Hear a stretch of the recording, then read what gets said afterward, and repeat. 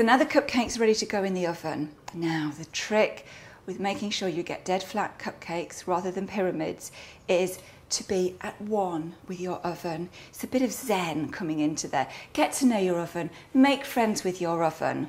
And I'm not being silly, but seriously, everybody's oven will be a different temperature. If your oven says 180 degrees, it probably hasn't been calibrated since it left the factory. So just because it says 180 degrees doesn't actually mean it is operating at 180 degrees, or it's 180 degrees at the top, at the bottom, at the back, or at the front. And the only way of really getting the correct temperature in your oven is to get an oven thermometer and doing a recording to see which parts of your oven are the hottest. The other thing, it's pretty obvious if you put your cupcakes in the oven and the ones at the back start cooking before the ones at the front.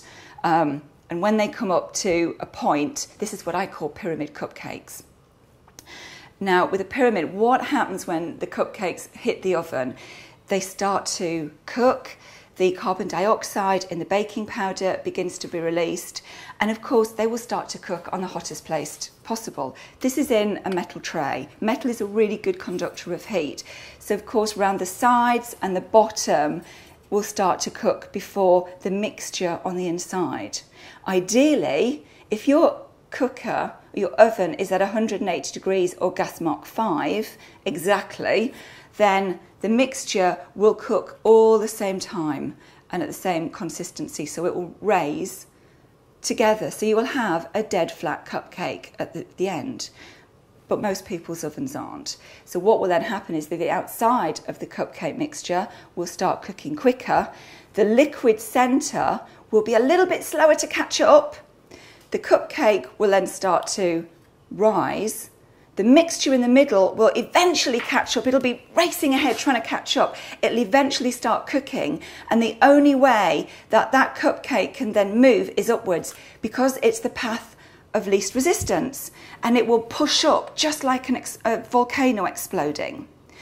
It will crack the top and you will end up with a pyramid, which actually looks a little bit like the Alien movie, where it's kind of cracked open and you've got the lava flowing at the top. This then leads us into crumb stress. Now, crumb stress is the deepest, darkest depths of cupcake making. Crumb stress is when you have to chop off the top of your pyramid cupcake. And when you release the top of the cupcake underneath, you've released crumb. You then try to ice it. And as you wiggle your spoon with your gorgeous sticky icing on the top, the crumb sticks to it. As you move your spoon, it gets mixed in with your icing, which gets you really, really stressed because you've now got crumb in your icing. Hence, crumb stress. We will combat crumb stress later when we cover the icing. But to stop getting anywhere near crumb stress, get to know your oven. Be at one with your oven. Make friends with it. Lower your temperature of your oven if you are getting pyramid cupcakes.